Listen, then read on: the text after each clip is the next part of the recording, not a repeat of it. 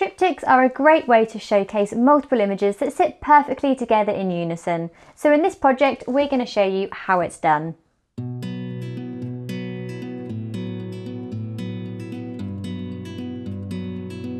Triptychs work well for a variety of genres.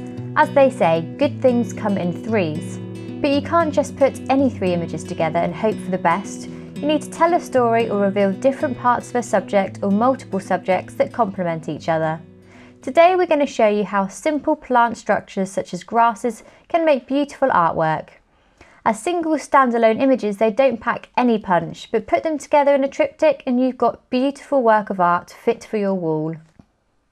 By stripping away distractions and shooting these subjects against a plain white background, we can focus our attention on the delicate designs of these plant structures. By adding a macro lens into the mix, we can get up close to reveal even the most fragile of details for a threesome of abstract compositions. As we'll be getting in close, we will require a bit of extra light to reveal the shapes and textures and add some depth to our images. So we'll be using off-camera flash triggered by the camera's pop-up flash to light our subjects. To ensure we don't capture any garish shadows, we will diffuse the light by firing the flash through a reflector diffuser panel to soften the spread of light. Position your subject in front of a neutral coloured wall or piece of white card or paper and place the external flash gun and diffuser to one side.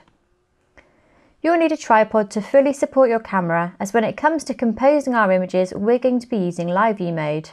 This will slow down the process and make us think carefully about what to include in the frame. As we'll be shooting with a macro lens, depth of field will be restricted, so you may find yourself using narrower apertures, so ensuring the camera is perfectly still will also help you achieve pin-sharp shots.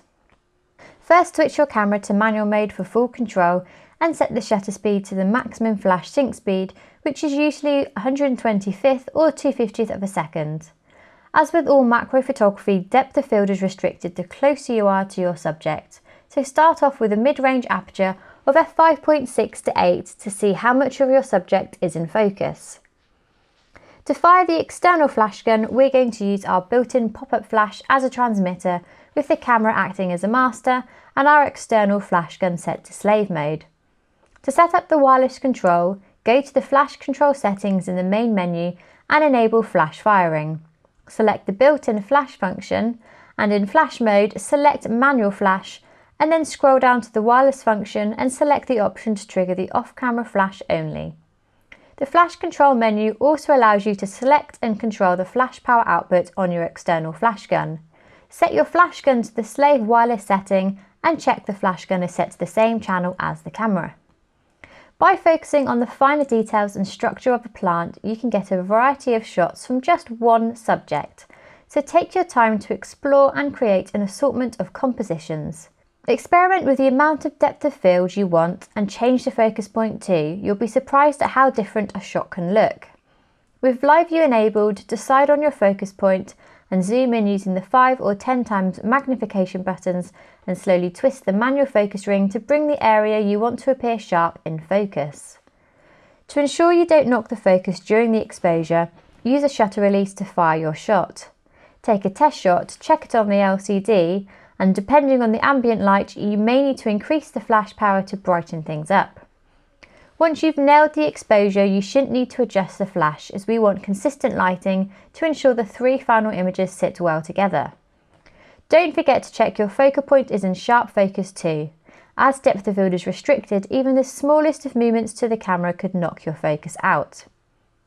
Once you've photographed all your subjects from a variety of angles, you should have plenty of shots to choose from. So now it's over to the digital darkroom to find out how to create your own triptych. Hello and welcome to the editing part of our triptych project. In this second part, I'm going to show you how to convert your three chosen images to mono to give them a fine art feel, and then how to put them together in a triptych which looks something like this. So the first thing we need to do is create a new document for our triptych. So if we go up to File, New, and I'm going to rename this triptych. And then I'm going to set a width of 20 inches. So we'll just change this down to inches here with a height of 10. And we want to make sure that the resolution is set to 300. and this one is set 2 inches as well. And then make sure that the background content is set to white and then click OK. The first thing we're going to do is create 3 boxes for our images to sit in, and to help us draw these out and position them evenly in our document, we need Photoshop's grid lines to help us.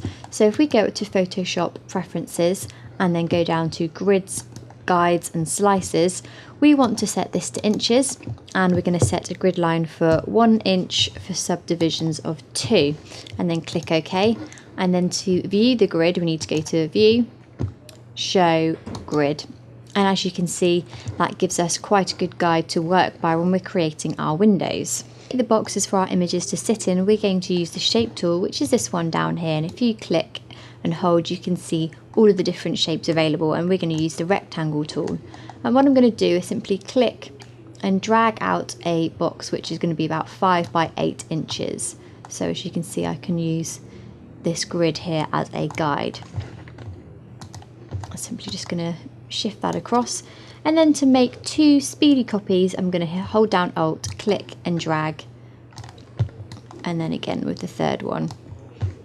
If I just hide that out of the way, you can then see we've got 3 evenly spaced boxes that are all the same size. So now we're ready for our 3 images. So if we go up to File and Open, and you can either use the Triptych DNG files that I've created, or you can use your own, and click Open, and they're going to open up into Photoshop CC ACR for us, so we can make a few raw adjustments. Now, I've taken the time to go through all of the images I shot to pick out these 3, so you'll need to do the same. And when it comes to positioning them in a minute, I can show you why I've put each image where they are to make it flow well as a triptych. So the first thing I'm going to do is highlight all 3 of my images, so that when I apply the next set of adjustments, it's going to apply it to all 3 images for consistent exposures. So I'm going to set the exposure to 1.55. You can do that using the slider, or you can simply type it into the box. And then I'm going to set the contrast to +20, the clarity to +34, and the saturation to -100 to desaturate our image for that fine art mono feel. I'm just going to select just the first and the second image now. These need a little bit more work, and I'm going to set the blacks to -15, and then the shadows to -28.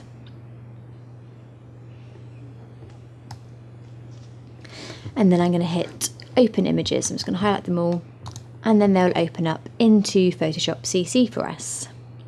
So now we've got our Triptych start files in Photoshop and ready to go. So what we're going to do is simply drag them up to our Triptych document, and then drag them back down and drop them onto our template.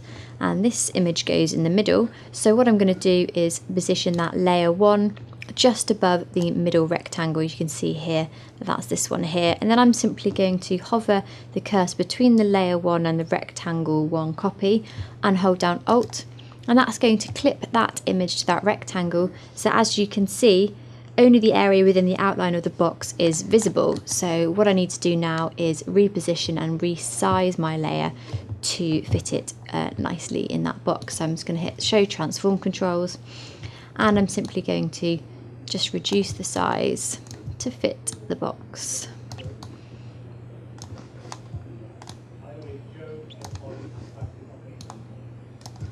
So I'm happy with something like that. And then you simply need to do the same for all the other images. So I'm going to just click, drag and drop, and that needs to be over the last rectangle, so that's that one there.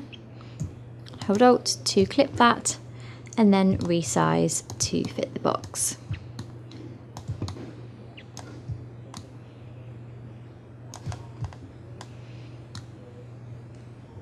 I'm actually going to make this a little bit bigger than the original size. And then I'm just going to pause the video whilst I just finish doing the other one. So as you can see, we've got all 3 images in our template now, and I positioned layer 3 above our rectangle 1 and clipped that to fit that in there. So now I've got all 3 images sat next to each other. I can see that this center image is looking slightly darker than the other 2. So if we just hit auto select up there, you can select that layer, and I'm simply going to go up to image, adjustment, levels, and I'm going to just brighten that up a tad, just so it sits better with the other 2 images, and then click OK. So now all of our images are in place. I'm just going to hide the grid as we don't need that anymore. So we go up to View, Show, and then untick Grid. And what we're going to do now is add a stroke to all 3 images just to finish it off.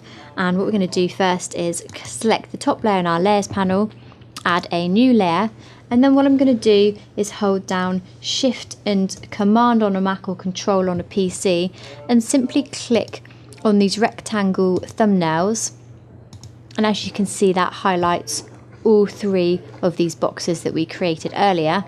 And then I'm going to go up to Edit, Stroke, and I'm going to set the width to 15 pixels and then the colour set to black, and click OK.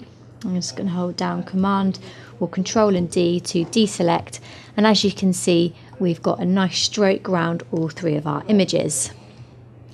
Lastly, I'm just going to add a quick curves adjustment layer just to boost the contrast in all 3 images rather than doing them individually, which will take a little bit longer. So we want to make sure that the top layer in the layers panel is highlighted, and then add a curves adjustment layer, and I'm simply just going to plot a really gentle S-shaped curve, and as you can see, that just gives our final triptych a bit of punch and contrast. And there you go. Finally, all you need to do is just go to Layer, to Flatten Image, and then you can save your triptych out as a JPEG.